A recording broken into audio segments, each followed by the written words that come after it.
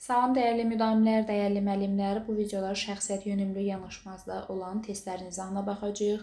Qeyd edim ki, bu nəzəriyyə yeni əlavə olunan nəzəriyyələrdən biridir. Gəlin sualları bir yerdə təhlil edək. Həm mövzunu təkrarlamış olaq, eyni zamanda sualları təhlilli şəkildə düzgün cavablarını tapaq.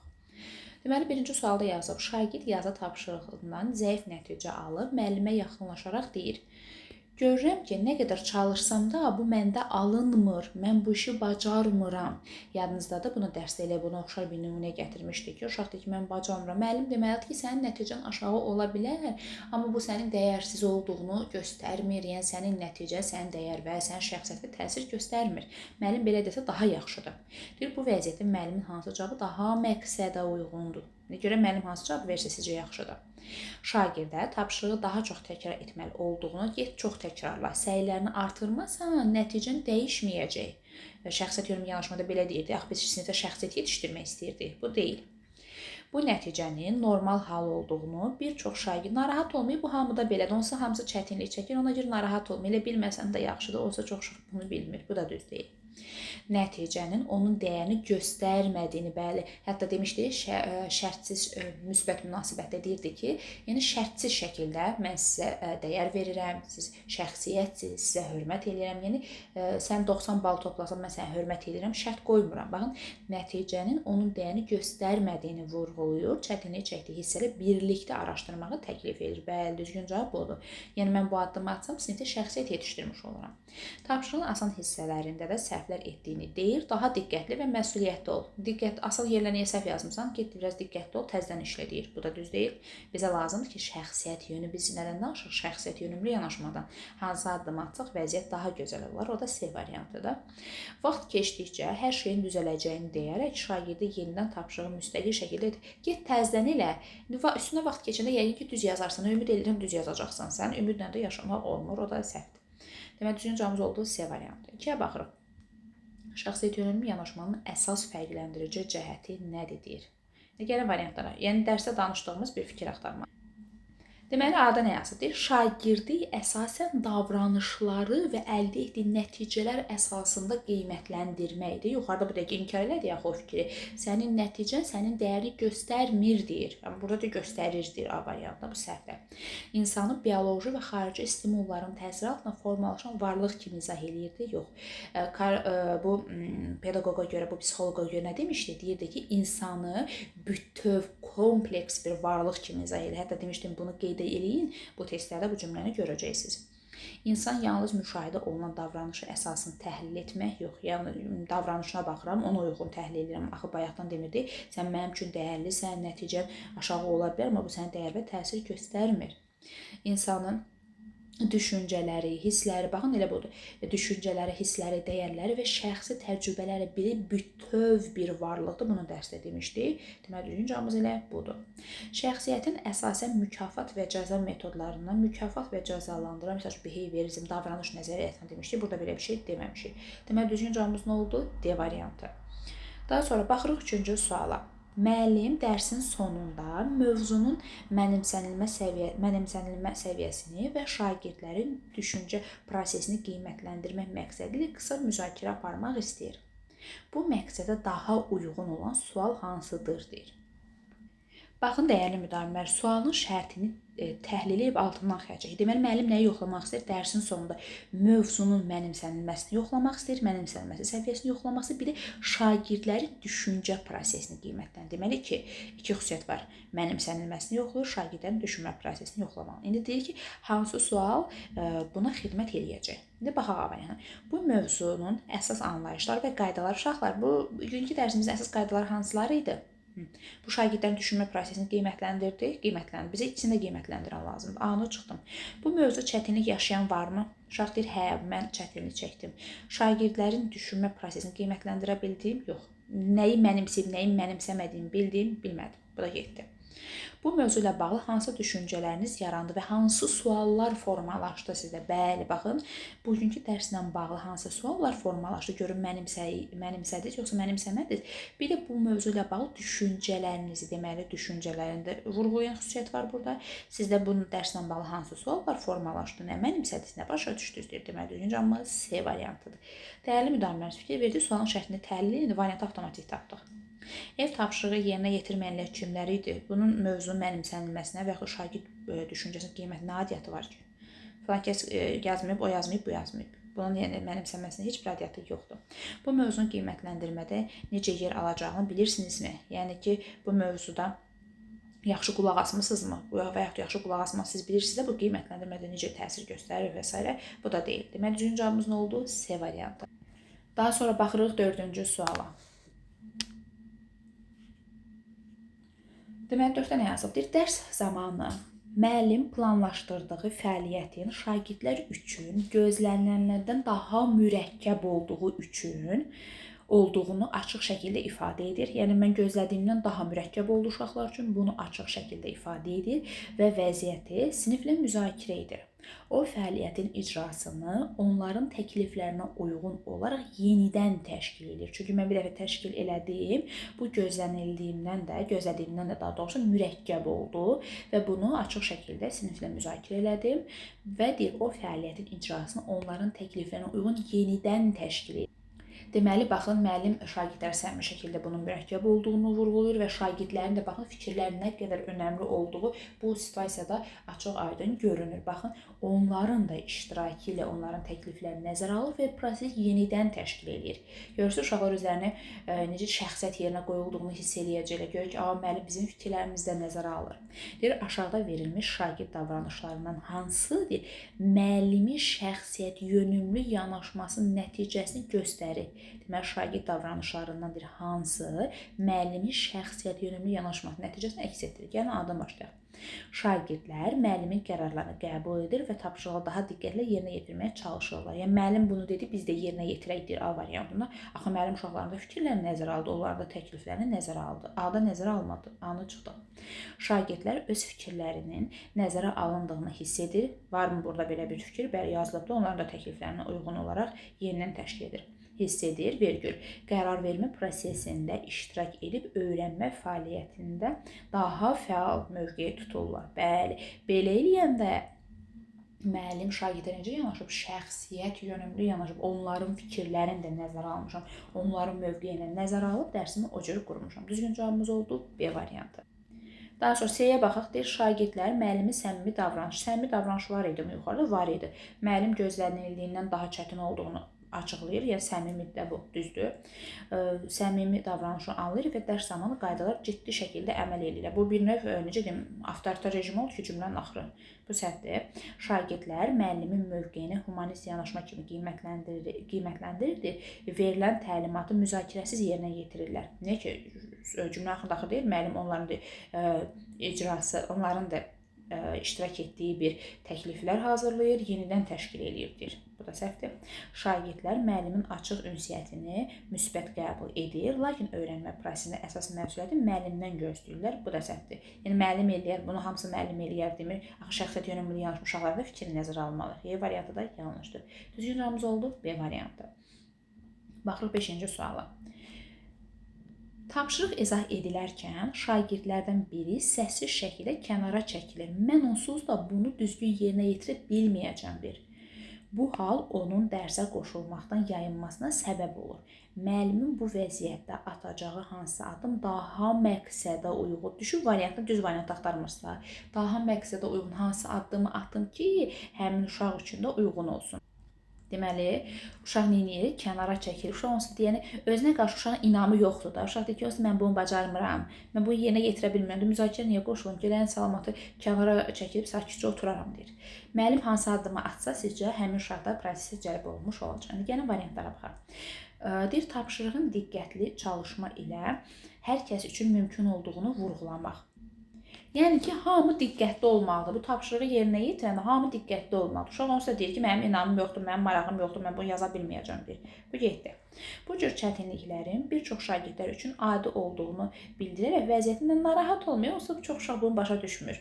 Narahat olma, sən bilmirsənsə dünya dağılmır. Nə olar ki, bilmirsən, eyb yox. O elə sakitcə otur kənarda. Bu da səhvdir. Biz axı vəziyyəti düzəltməliyik ki, o uşaq da iştirak eləsin. Daha sonra C variantına baxaq. Deyir, şagird və fərdi dialoq quraraq tapşırığın hansı hissəsində özünü daha inamlı hiss etdiyini müəyyənləşdir. Ola bilər də bəlkə tapşırığın bir hissəsində uşaq deyir ki, mən bu hissəsini bilirəm, o birisini bilmirəm deyir. Özünü daha inamlı hiss etdiyini müəyyənləşdirmək və bu məqamdan çıxış edərək irəliləməyi planlaşdırmaq. Bəli, elə sadə bildiyindən başla, eyb yox, yavaş-yavaş irəliləyə bilərsən deyir. Bəli, görürüz, çox gözəl cavabdır. Düzgün cavab belə budur. Mənfi yanaşmanın öyrənmə prosesinə mane olduğunu şagirdin diqqətinə çat. Bax, sən bayaqdan kənara çəkilmirsən, sual-cavabda iştirak eləmirsən. Bu heç də yaxşı hal deyil deyir müəllim. Bu da səhvdir. Şagirdin narahatlığını anlayışla qarşılayıb dərsi ümumi axarında davam etmək. Hətta yəni kənara çəkilmisənsə eyb yoxdur. Biz olsa dərsimizi davam edirik deyir. Burada vəziyyəti düzəltmirəm axı mən. Bu da səhvdir. Düzgün cavabımız oldu C variantı. Baxırıq 6-cı suala. Şagird dərs boyu yoldaşları ilə zarafat edir və müəllimin izahını tez-tez kəsir. Müəllimin hansı davranışı daha uyğun hesab olunur? Deməli, hansı addımı atsam bu daha yaxşıdır. İndi bizə lazımdır ki, vəziyyəti düzəldək. Baxaq variantlara. Sinifdə nizam-intizam pozulmasın deyə şagirdi gecikmədən, anındaca tənbih etmək və davranışın yol verilməz olduğunu, nə oldu və sinifdə şəxsiyyət yetişdirir, tənbih eləmək nədir ki? Ana çıxdıq. Şagird öz davranışını düzəltsin deyə ona sinifdə dərsi pozan yeganə deyirəm ki, deməli, bütün sinifin içində bir dənə dərsi pozan sənsən deyirəm. Bu düzgündürmü? Bu qədər uşağın içində mən o söz ona deyim? Yox. Bizə lazımdır şəxsiyyət yetişdirək sinifdə. Bu da səhvdir. Şagirdin fəallığını nəzərə alaraq, yəni uşaq bir yerdə dic dura bilmir də, fəal uşaqdır deyir. Şagirdin fəallığını nəzərə alaraq bu xüsusiyyətin dərs prosesini necə elə bil ki, bu uşaq enerjili uşaqdır da deyir. Bu uşağın enerjisini dərsə sərf edən şəkildə yönləndirin deyir. Qoy dərs prosesində həmin enerjisini sərf eləsin deyir. Bəli, bu çox gözəl fikirdir. Hansı addımı atsaz, ay uşaq sakit ol, dərsini pozma deməklə vəziyyət düzəlmir. Şagirdin fəallığını nəzərə alaraq bu xüsusiyyətin dərs prosesinə necə yönəldilə biləcəyini müəyyənləşdirmək. İndi bu uşaq deyib güləndə humoristik uşaqdır, enerjili uşaqdır. Bunu elə dərs prosesinizə əlaqələndirib yönləndirirəm. Qoy uşağın enerjisi bu dərs prosesində getsin də, uşaqları ələ salmasın, lağa qoymasın, zarafatının dərsini pozmasın. Deməli, ən uyğun cavab C-dir. Digər variantlara baxaq. Onun bu cür davranışı ilə bağlı valideynlərə şikayət edir. Bax, sənə xəbərdarlıq edirəm. Bir də səs çıxartsan, mən sənə valideynə şikayət edəcəm. Bu da səhvdir, bu hətta qorxu gəlməkdir. Bu davranışı görməzdən gəlib şagirdi cəzalandırmamaq və dərsi davam etmək. Olsa mən görməzdən gəlsin, uşaq biraz da üstünə qoyub yenə dərsimi geri çağırıb pozacaq. Bu da düzgün deyil. Bu da yanlışdır. Deməli, düzgün cavabımız oldu C variantı. Baxırıq 7-ci suala. Gəlin bir yerdə sualı oxuyaq və bəndləri təhlil edək. Şagirdlərdən biri sinif yoldaşına qarşı kobud ifadələr işlədir və sinifdə gərginlik yaranır. Deyir, müəllim bu halda necə davranmalıdır? Deməli, şagirdlərdən biri digər sinif yoldaşına qarşı kobudluq göstərir və sinifdə bir gərgin abu-hava yaranır. Hansı addım atsam yaxşıdır sizcə? Bunu yadınızdadır, demişdik. Konqruentli, yəni burada dürüst olmaq lazımdır. Belə bir hal olanda gülümsəyib dərsimə davam edin. Bu dürüst olan bir versiya deyildi. İnkonqruentlikdə demişdik, dürüst olmayan. Belə bir vəziyyət yaranır. Mən gülüb keçsəm, bəli, deməli bu doğru bir addım olmayacaq. İndi burada deyir ki, doğrunu tapın deyirsiniz. Deyir, sinifdə bu kimi halların gələcəkdə baş verməməsi üçün şagirdi sinifin qarşısını danlamaq, üzr istə, sinif yoldaşlarına tənbih eləmək, bir şəxsiyyət yetişdiririk də, bayaqdan sinifdə bu tənbih eləmək, üzr istəmək nədir ki? Bu səhvdir. Dərsə dayandırıb bu davranışın qəbul edilmədiyini bildirməli və ciddi şəkildə cəza vermək. Ciddi şəkildə cəza vermək nədir şəxsiyyət yönümlü təlimdə? Bu da səhvdir. Avtoritar rejimdə, ənənəvi rejimdə mümkündür. Bu hal-hazırdakı rejim demokratik rejimdir. Şəxsiyyət yetişdiririk biz sinifdə. Bu cür sözlərin sinif üçün uyğun olmadığını bildir. Bəli, mən dürüst davranıram, yəni gülüb keçmirəm də. Deyirəm ki, bu davranış, bu sözlər uyğun olmadığını bildirirəm. Vəziyyəti dərsdən sonra ayrıca müzakirə edəcəyini deməlidir. Bəli, baxın, necə dürüst yanaşdım, səmimi yanaşdım ki, yəni bu cür sözlər sinif üçün uyğun deyil. Bu bizim xoşumuza, nə mənim, nə də sinif yoldaşlarımın xoşuna gəlmədi. Baxın, dürüst davrandım burada. Bu doğrudur. Gərginlik daha da artmasın deyə hadisəni görməzdən gəlib dərsə davam etdirmək. Gərginlik biraz da artacaq da, görməzdən gələndə gərginlik dayanacaq ki, dayanmayacaq. Bizə lazım ki, vəziyyəti düzəldək. Münaqişəyə səbəb olan şagirdi sinifdən çıxaraq dərsin gedişatının pozulmasına imkan verməməlidir. Uşağı niyə sinifdən çıxardıram mən? Bu da səhvdir. Deməli, düzgün cavab C variantıdır. Baxırıq 8-ci suala. Şagird dərs zamanı müzakirələrdə az iştirak edir. Deməli, müzakirədə az iştirak edir. Aşağısına xətt çəkə görə bizə nə istəyirlər? Deməli, bu xətti düz çəkək. Deməli, şagird dərs zamanı müzakirələrdə az iştirak edir. Bununla belə yazılı tapşırıqlarda fikirlərini ardıcıl və məntiqi şəkildə ifadə edir. Dəyərli müdavimlər, indi bu şərti hələ axırını oxumuram da. Bu şagirddə indi sizcə problemi nədədir? Yazıdadır yoxsa danışmaqdadır? Bəli, danışmaq. Baxın, müzakirələrdə az iştirak edir. Bir növ sual-cavabdan yayınmağa çalışır, amma yazılı tapşırıqlarda ardıcıl və məntiqi demək yazıda superdir. Sadəcə fikir ifadə etməkdə biraz çəkinir. Bu vəziyyətdə müəllimin hansı yanaşması seçməsi daha məqsədi. İndi sizcə hansı variantı seçsək bu vəziyyəti düzəldə bilərik? İndi gəlin elə bir variant axtaraq. A-dan başlayaq oxumağa. Şagirdin aktivliyini artırmaq üçün, əladır, biz aktivliyini artırmalıyıq ki, müzakirədə aktiv iştirak eləsin. Aktivliyini artırmaq üçün dərsdə passiv olduğunu qeyd etmək lazımdır. Nə oldu? Aktivliyini artırmaq biraz da pis söz deyirəm ki, passiv oldu, sən çox passiv uşaqsan deyir. Bunu deməklə uşaq aktivliyi artırmı? Artırmır. Əksinə uşağın özünə inam itmiş olacaq. Bunu çıxdıq. B variantına baxarıq. Onun xarakterinin belə olduğunu düşünərək şifahi nitqinin inkişafının axarına buraxmaq. Onsuz uşağın xarakteri burada danışmırsa danışmaz. Əsas odur ki, yazıda yazır da deyir. Yəni axarına buraxıram. Nə olar da deyir. Bu da səhvdir. Yəni bu uşaqda müəyyən müzakirə zamanında çəkinirsə, iştirak etmək istəmirsə, mən də bir yol tapmalıyam. Onun da müzakirə iştirakını təmin etməliyəm. Daha sonra C variantına baxırıq. Şagirdin bu xüsusiyyətini nəzərə alıb sinif müzakirələrinə cəlb etmək üçün uyğun yolların təklif edilməsi lazımdır. Bəli, bu uşaq müzakirədə iştirak etmiş, bir yol tapın, uşağın müzakirəyə cəlb eləyindir. Bəli, bu doğrudur. Digər variantlara da baxaq. Daha fəal olması üçün onu aktiv danışığa bir növ məcbur etmək lazımdır. Uşaq onsa danışmaqda çəkinir, məcbur edirəm uşağı. Məcbur eləsəm danışarmı uşaq? Təbii ki, danışmayacaq. Yəni, necə xoşluqla yox, bir növ məcburiyyətlə deyirəm ki, tez ol danış. Bu səhvdir. Bu xüsusiyyətini nəzərə alıb onu dərslərdə daha çox yazılı tapşırığa yönəltmək. Olsa sənin danışmaqla aran yoxdur. Sən də salamatı yaz deyirəm Y variantında. Bu da yanlışdır. Deməli, düzgün cavabımız oldu C variantı. Bir yol tapmalıyam. Onu da müzakirədə iştirakını təmin etməsi şərait yaratmaq lazımdır. Baxırıq 9-cu sualı. Uyğunluğu tapın deyir. Yəni ki, dəyərli müəllimlər, doğrudan doğru, yanlışdan yanlış. Gəlin bir yerdə tapaq. İndi mən xüsusiyyəti oxuyuram, siz deyirsiniz ki, düzdür yoxsa səhvdir deyir. Şagirdin dərs zamanı verdiyi reaksiyalar təkcə mövzuya olan münasibətdən deyildi, həm də həmin an keçirdi, emosional durumla qaynaqlana bilər. Bəli, dərs zamanı verdiyi sualdır, həm mövzu ilə bağlı ola bilər, həm də öz emosional vəziyyəti ilə bağlı ola bilərmi? Ola bilər, bu düzdür. Biri götürəcəksiniz. Sinif mühitində şagirdin özünü ifadə edə bilməsi üçün müəllimin davranış tərzi mühüm rol oynayır. Bəli, əgər şagird qorxmadan öz fikrini ifadə edə bilirsə, deməli müəllim nə edib? Şagirdlərə yaxşı davranış sərgiləyib ki, sinifdə gözəl ab-hava var ki, uşaq da öz fikrini sərbəst şəkildə ifadə edir, qorxmur da. Yəni bilir ki, bunu desə müəllim mənim üstümə qışqırmayacaq, müəllim mənə cəza verməyəcək və s. 2 də düzdür. 3-ə baxırıq. Müəllimin şagirdin qarşılaşdığı çətinliyi başa düşdüyünü nümayiş etdirməlidir. Yəni, müəllim deyir ki, başa düşürəm, sən çətinliklə qarşılaşmısan, mən bunu başa düşürəm. Şagirdin birgə işləməsinə meyilli olmasa şərait yaratmaq lazımdır. Normalda biz deyirdik, xüsusiyyətli öyrənmənin prinsiplərində müəllim şagirdləri anlamalıdır, özünü onun yerinə qoymağı bacarmalıdır, düzdür, mən başa düşürəm, bu çətin mövzudur, mən anlayıram səni və s. deməlidir. Bu da doğrudur. Şagirdin öyrənmə prosesinə münasibəti onun əvvəlki təcrübələrlə əlaqəli ola bilərmi? Bəli, bunu demişdik ki, şəxsi təcrübə ilə bağlıdır dərs izah edəndə. Bu da doğrudur. Deməli, düzgün cavabımız nədir?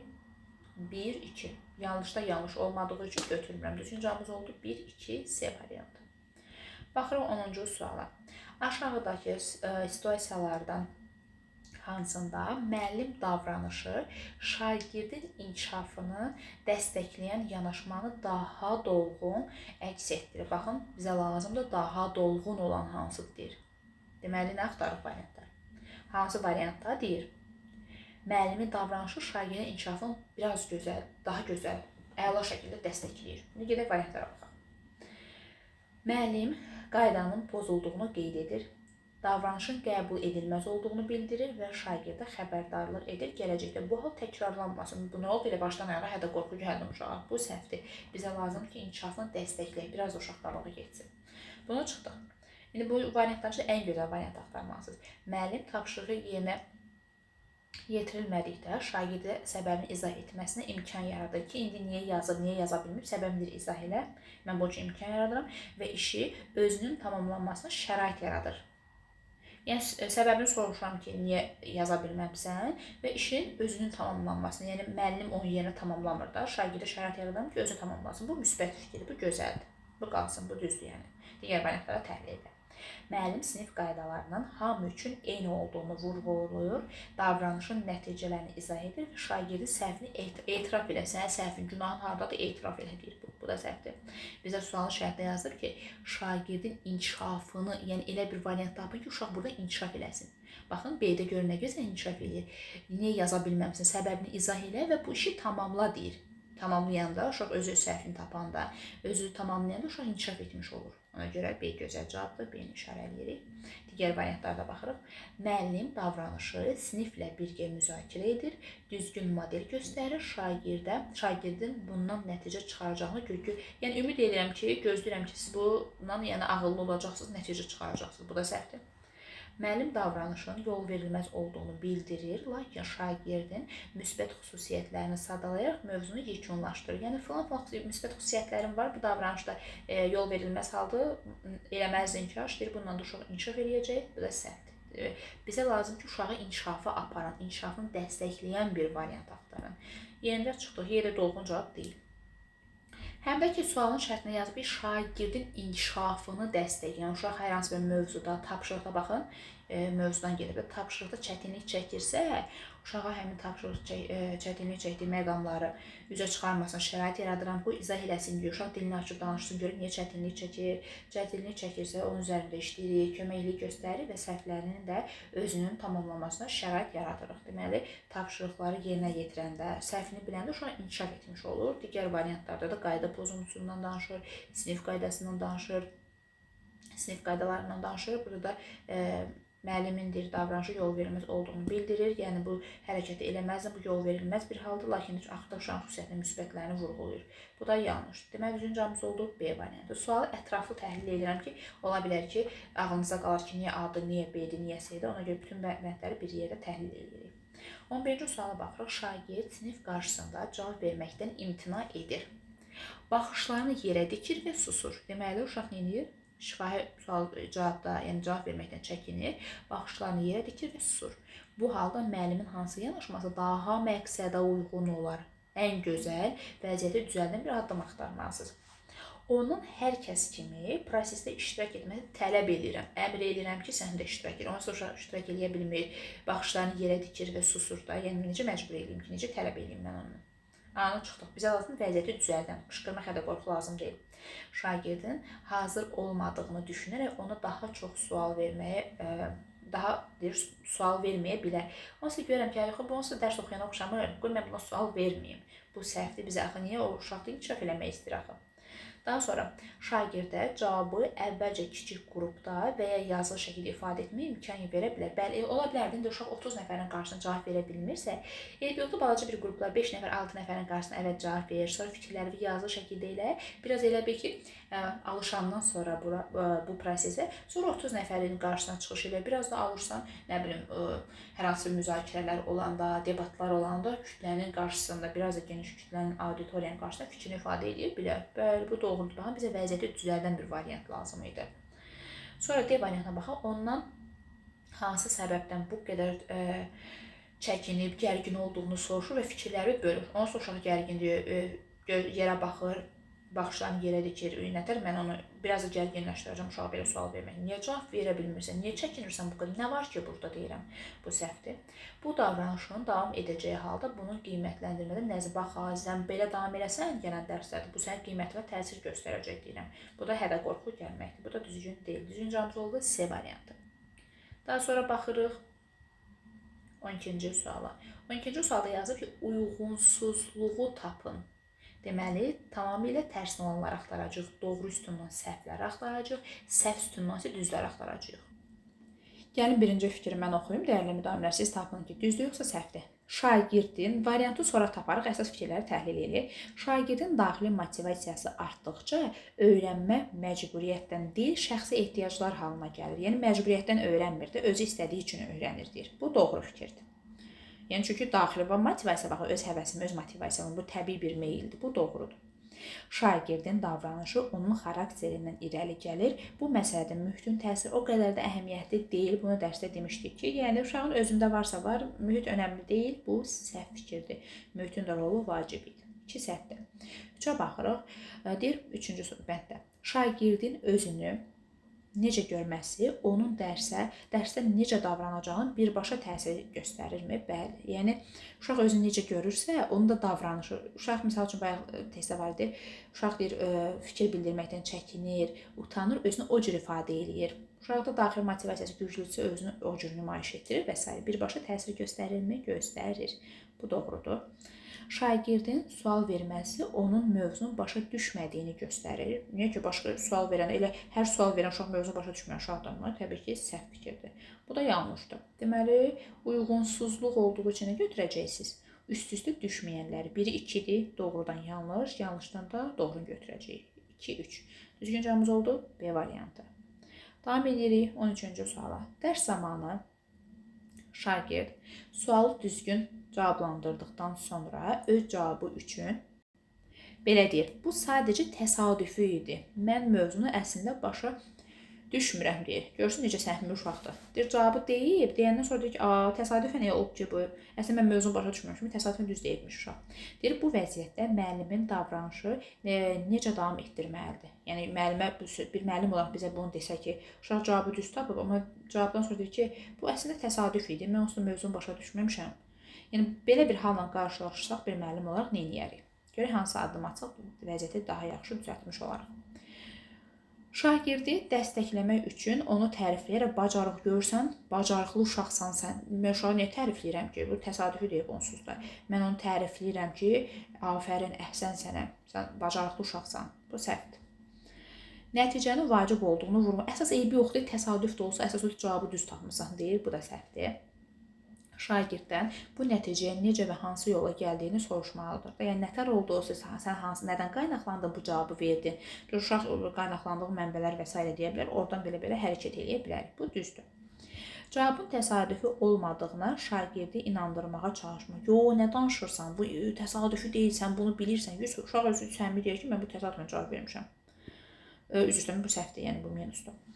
Şagirdin özgüvənini zədələməmək üçün deyir, mövzunu dəyişərək dərsi davam etdirmək. Deyir, yəni uşağın deyir, özgüvəni qoy zədələnməsin, mən mövzunu dəyişirəm, başqa mövzuna davam edirəm. Təbii ki, bu da səhvdir.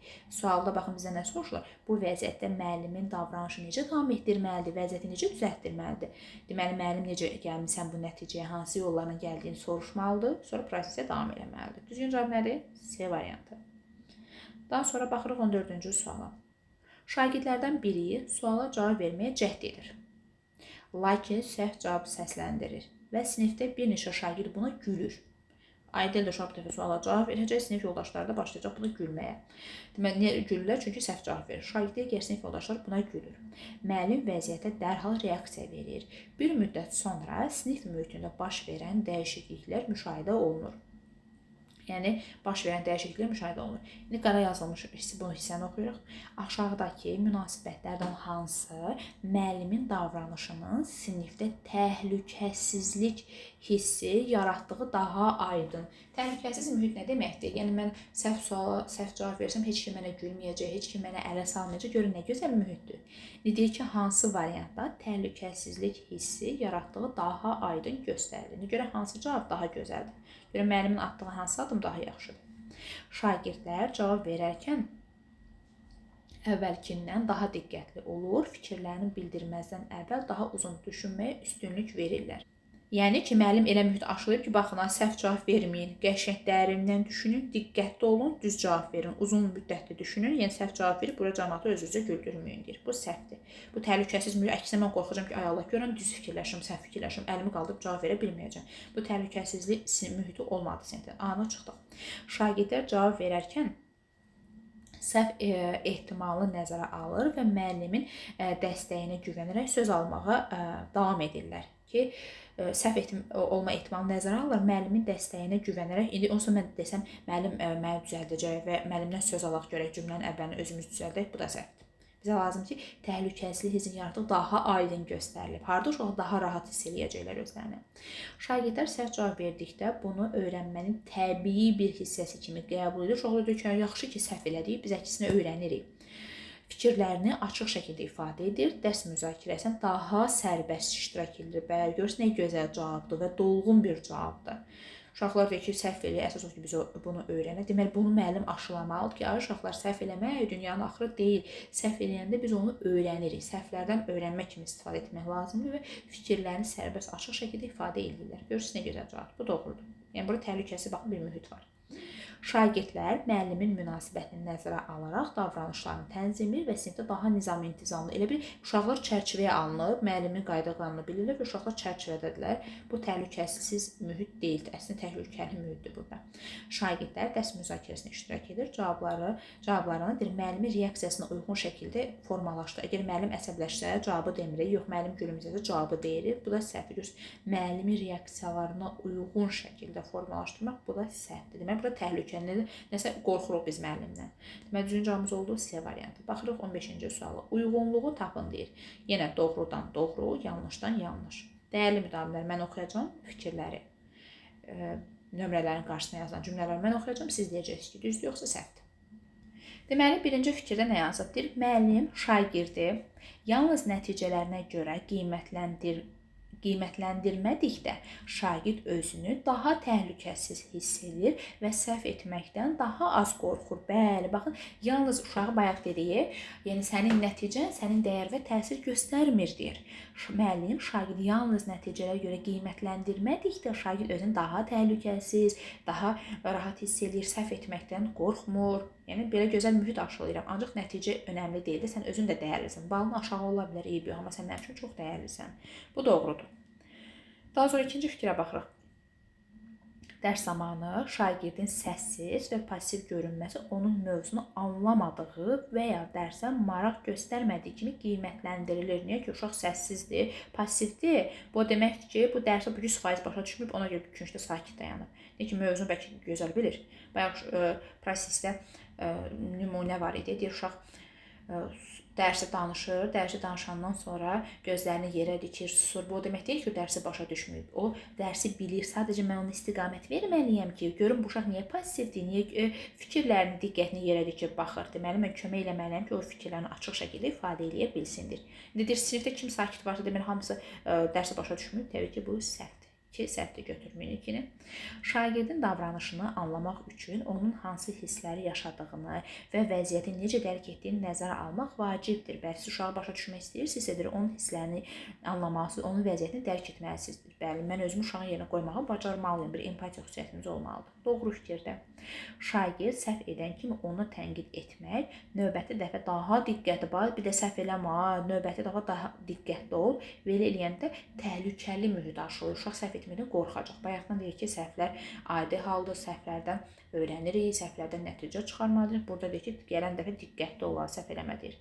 Deməli, uyğunluq olduğu üçün nə götürəcəksiniz? Doğrudan doğru, yanlışdan yanlış. Düzgün cavab oldu 1, 4 A variantı. Baxırıq 16-cı suala. Şəxsiyyət yönümlü yanaşmadadır. Müəllimin əsas rolu necə müəyyən olunur? Bunu dərsdə geniş danışmışdıq. İndi deyək ki, şəxsiyyət yönümlü yanaşmada müəllimin əsas rolu necə müəyyən olunur? Yəni variantlara baxaq. Deyir, müəllim əsasən bilik ötürən və sinifdə ciddi nəzarət edən, nəzarəti təmin edən bir şəxs nə oldu? Bu avtoritar rejim oldu axı. Biz şəxsiyyət yönümlü yanaşmadan danışırıq, müasir dövrdən danışırıq. Ana çıxdım. Müəllim öyrənmə prosesini tam idarə edən, yəni bütün prosesi mən idarə edirəm, qərarları mən verirəm. Mən verirəmsə bütün qərarları, prosesi mən idarə edirəm. Sinifdə necə şəxsiyyət yetişir ki? Yetişməz axı sinifdə şəxsiyyət. Belə səhvdir. Müəllim şagirdin inkişafını dəstəkləyən, onu istiqamətləndirən və öyrənmə prosesində bələdçi, baxın, istiqamət verən, bələdçilik edirəm, yol göstərirəm, ona görə nə gözəl cavabdır. Deməli, düzgün cavab C variantıdır. Müəllim yalnız akademik nəticələri qiymətləndirən, bayaqdan dəfələrlə dedik ki, ancaq akademik nəticələri deyil, baxın, birinci bəndə baxın, müəllim şagirdlərin yalnız nəticələrinə görə qiymətləndirmədikdə şagirdlər özlərini daha rahat, daha təhlükəsiz hiss edirlər. Ona görə bu səhvdir, yalnız nəticələr qiymətləndirilir, yanlışdır. Müəllim əsas diqqəti tədris proqramının mexaniki icrasına yönəldir. Ancaq yəni proqramın icrasında, ancaq proqramı bildiniz və salam qutardı getdi. Və şəxsiyyət yetişmədi axı sinifdə, ancaq nəticəyə köklənəndə. Bu da yanlışdır. Deməli, düzgün cavabımız oldu C variantı. Baxırıq 17-ci suala. Yəni 17-ci sualı bir yerdə təhlil edək, görək bizdən nəyi soruşurlar. Müəllim dərs zamanı şagirdlərdən biri tapşırığı yerinə yetirə bilmədiyini bildirir. Deməli, dərs zamanı şagirdlərdən biri tapşırığı yerinə yetirə bilmədiyini bildirir. Ay müəllim, mən bunu yaza bilmirəm deyir və narahat görünür. Müəllim bu vəziyyətdə şagirdi dinləyir. Onun hisslərini anlayışla qarşılayır. Görürsünüz, müəllim necə şagirdə qarşı humanist davranır. Onun hisslərini anlayışla qarşılayır və dəstək verici bir münasibət göstərir. Yəni, ona ürək dirək verirəm, dəstək göstərirəm. Bir müddət sonra müəllim şagirdin dərsdəki davranışındakı dəyişiklikləri müşahidə edir. Görürsünüz, uşaq biraz da ilhamlandı. Çünki müəllim onun yanında durdu, onun hisslərini anladı və onu dəstəklədi. Deməli, dəyişiklik müşahidə olundu. İndi nə müşahidə olunsa, müəllimin yanaşmasının şagirdin emosional vəziyyətinə müsbət təsir etdiyini demək olar. Yəni, bu variantlardan hansı müşahidə olunsa, şagirdin emosional vəziyyətinin daha müsbət olduğunu, daha müsbət təsir etdiyini deyə bilir. Görə bu variantlardan hansı şagirdin emosional vəziyyətinə müsbət təsir göstərəcək. Sualı təhlil edir ki, variantda nə axtarmaq? İndi gəlin variantlara baxaq. A-da yazılıb ki, şagird müəllimin reaksiyasına çəkinərək, niyə müəllim çəkinəsi bir nəsə elədi ki, sualın şərtini eləmədi axı. Dinlədiyim, hisslərini anlayışla qarşıladım, dəstək verdim ona. A səhvdir. Bizə nə lazımdır? Şagirdin emosional vəziyyətini müsbətə yönəldən, müsbət təsir edən hansı variantdır? A deyil. A-nı çıxdıq. Şagird tapşırıqları yerinə yetirir. Bunun üçün müəllimin birbaşa göstərişi ilə hərəkət. Baxır, məsələn, göstər. Bunu elədin, qutardın, keç ikincisinə. Bunu elədin ki, burada müəllim, yazıq müəllim uşağa göstəriş verdi, burada vermədi. Bu da səhvdir. Şərait B variantı müəllimin üstünə. Şagird çətinlik yaşadıqda bunu açıq şəkildə ifadə edirmi? Bəli, baxın, şu şərtdə yazılıbdır. Çünki müəllim bu dəfə dəstək verəndə növbəti dəfə də uşaq açıq şəkildə deyəcək ki, çünki bilirəm axı müəllim mənim yanımda duracaq. Sual verməkdən çəkinmir və öyrənmə prosesində daha inamlı olur. Bəli, görürsünüz, şagirdin emosional vəziyyətində müsbətə doğru dəyişdirdiyi uşağı. Deməli, düzgün cavabımız elə C variantıdır. Çünki bu dəfə eləyəndə gələn dəfə də uşaq çətinlik çəkən açıq şəkildə ifadə eləyəcək. Bilirəm ki, müəllim məni qınamayacaq, ayıb olsun, tənqid eləməyəcək də mənə. Belə bir şeylər deməyəcək. Deməli, düzgün cavab C-dir. Şagird səhv etməmək üçün passiv qalır. Bu səhvdir, çünki mən o qədər uşağa dəstək vermişəm axı. Şagird dərs prosesində iştirak edir. Davranışının əsasən müəllimin yönləndirməsi və gözləntilərinə əsas. Müəllim məndən nəyə gözləyirsə, müəllim məni hara yönəltsin, mən onu eləyəcəm. Bu da səhvdir. Deməli, düzgün cavabımız oldu C variantı. Baxırıq 18-ci suala. Gəlin bu sualı oxuyaq. Deməli, burada iki dənə situasiya var. Situasiya 1, situasiya 2. Gəlin biri oxuyaq əvvəl. Müəllim səsini qaldırmadan deyir: hazırda yaranan səs-küy məni narahat edir və diqqətimizi yayındırır. Mən sizinlə qarşılıqlı hörmətə əsaslanan mühit qurmaq istəyirəm. Baxın, hədə qorxu gəlmədim, qışqırmadım, ayıb olsun sizə demirəm, səs tonumu da qaldırmıram. Deməli, biz hörmət əsasında ünsiyyət qurmaq istəyirikdir. Bu müsbət əladır. İkinci fikrə baxırıq. İndi gəlin istəsəz ikini də oxuyaq, sonra variantlardan çıxa-çıxa hərəkət edə bilərik. İkinciyə baxın, müəllim ciddi tonla bildir. Deməli, burada qışqırmaq, hədə qorxu gəlmək var. Əgər səs-küy davam edərsə, intizam tədbiri görəcəm. İndi görərsiniz mən nə edəcəm. Qaydalara əməl etmək məcburdur. Əmr edirəm, hamınız qaydalara əməl edin. Əməl eləməsə görün sizin hansı tədbirlər gözləyəcəkdir. Bir müddət sonra müşahidə olunur ki, birinci halda şagirdlər öz aralarında sakitləşmə barədə xəbərdarlıq edir və müzakirələr daha strukturlaşdırılmış formada davam edir. Çünki müəllim hörmətinə dedi axı. İkinci halda isə sakitlik qorunur, lakin müəllim sinifi tərk edən kimi səs-küy yenidən qalxır. Çünki ikinci axır mən qışqırdım, hədə qorxu gəldim. Müəllim çıxan kimi yenə eyni hadisədir, yenə eyni abu havadır bizim sinifdə olan. Daha sonra deyir ki, müəllimin hər iki yanaşmasını dəyərləndirərək şagirdlərdə daxili məsuliyyətin formalaşdırılması ilə bağlı hansı nəticəni seçə bilərik? Deməli, birinci situasiyada hər şey gözəl idi, ikinci situasiyada ciddi səs tonu ilə qışqırıram uşaqlara, hətta qorxu gəlirəm, nizam-intizam tədbirləri görəcəyimi deyirəm və s. Yeni variantlara baxaq. Hər iki situasiyada müəllimin davranışın tənzimləməsinə nail olur. Fərq yalnız odur ki, deyir, təsir mexanizmi müddətindədir və hər ikisində eyni davranışı tənzimləmədim. Biri pis idi, biri yaxşı idi. Ona görə anın ardını oxumağa ehtiyac yoxdur. Axırda da baxın, fikir verin deyir. Bu fərq ünsiyyət keyfiyyətini həlledici şəkildə dəyişmir. Niyə? Bir də dəyişdi axı. Bir də əksinə baxın. Bir müddət sonra müşahidə olunur ki, birinci halda da şagirdlər öz aralarında sakitləşmə barədə xəbərdarlıq edir və müzakirə daha strukturlaşdırılmış formada davam edir. Deməli, bir də hər şey qaydasındadır. A-nı çıxıraq, B-yə baxırıq. Birinci situasiyada müəllim hörmətə əsaslanan açıq ünsiyyət. Hörmətlə dedimi? Bəli, hörmətlə söhbət gedir. Hörmətə əsaslanan açıq ünsiyyətlə davranışı daxili əsasda dəyişməsinə şərait yaradır. İkinci situasiyada isə davranış əsasən nəzarət, bəli, baxın, nizam-intizam, qaydanı pozsa sizi nə gözləyir? Nəzarət və mümkün nəticələrlə tənzimləyəcəyini deyir. Baxın, ikinci cümləyə fikir verin. Deyir, qaydalar əməl etmək məcburidir. Əgər səs-küy davam eləsədir, intizam tədbiri görəcəm deyir. B-də baxın deyir, davranış əsasən nəzarət və mümkün nəticələrlə tənzim. Yenə səs salsaz görün mən hansı tədbiri görəcəm deyir. Bəli, deməli B variantı doğrudur. Digər variantlara da baxaq. Əgər aramızda digər variant götürən müdahilələrimiz varsa, ikinci situasiyada müəllim qaydalar daha konkret ifadə etdiyi üçün davranış sərhədləri aydınlaşır. Və bu uzun müddətli perspektivdə daha sabit, hani uzun müddətli oldu, hardan uzun müddətli oldu? Müəllim sinifdən çıxan kimi səs-küy başladı yenə. Deyir ki, bu uzun müddətli eləsəz, bu sinifi nizama salacaq səhvdir. Hətta qorxu gəlmək sinifi nizama salası deyil. Birinci situasiyada müəllimin şəxsi mövqeyini vurğulaması münasibət yönümlü təsir yaradır. Bu yanaşma davamlı akademik inkişaf üçün kifayət qədər aydın çərçivə təmin etməyə bilər. Müəllim şəxsi mövqeyini vurğulaması, müəllim elə bir şey demədi axı orada. Müəllim deyir ki, uşaqlar bir-birimizə hörmətlə yanaşaq, hörmət əsasını ünsiyyət quraq. Buna çıxırıq. Y variantına baxaq. Hər iki situasiyada müşahidə olunan dəyişiklik müəllimin rəsmi mövqeyi ilə əlaqədardır. Fərq yalnız təsirin ifadə formasında öz hər ikisində eyni şey deyildi. Çünki birində müsbətə doğru dəyişdi, birində isə nizam-intizamla bağlı nəticəni yenə səs salsa sizə tədbir görəcəm deyir. Deməli, düşüncəmiz oldu B variantı. 19-a baxırıq. Dərs zamanı şagird yerində otura bilmir. Ətrafına baxır və tapşırığı yerinə yetirmir. Deməli, bir yerdə otura bilmir, ətrafa baxır, tamaşa edir, seyr edir və tapşırığı yerinə yetirmir. Müəllimin hansı reaksiyası, baxın, yazılıb, daha məqsədə uyğun olan. İndi görək hansı addım ataq ki, vəziyyəti düzəldir. Deməli, başlayaq A-da. Şagirdə dərs pozduğunu deyib, dərhal yerinə otur. Tələb edirəm, tez ol yerində otur. Bu əmr eləməkdir. Bu çıxdı, bir şəxsiyyətdən danışırıq, şəxsiyyət yönümlü yanaşmadan danışırıq. Onun diqqətsiz və məsuliyyətsiz davrandığını qeyd edək. Çox məsuliyyətsiz, çox diqqətsiz uşaqsan sən. Bu, nə oldu? Uşağın olan qalan inamı da etdi bizə. Bu da səhvdir. Şagirdə dərsdən sonra onun narahatlığını dinləməyə hazır olduğunu bildirir. Bəli, yəni görüb bu uşaq niyə otura bilmir, niyə ətrafa tamaşa edir, niyə tapşırıq yazmır, nəsə narahatdır da. Yəni narahatlığını dərsdən sonra fərdi söhbət edib, yəni öyrənə bilərsiniz deyir. Bu doğrudur. Bunu götürə bilərik. Bu davranışın davam edəcəyi təqdirdə davranışı qiymət. Bax, sən belə davam eləsən, gör mən sənin qiymət və nə yazacağam? Yəni sənin qiymət və təsir göstərəcəkdir. Bu da hətta qorxu gəlməkdir.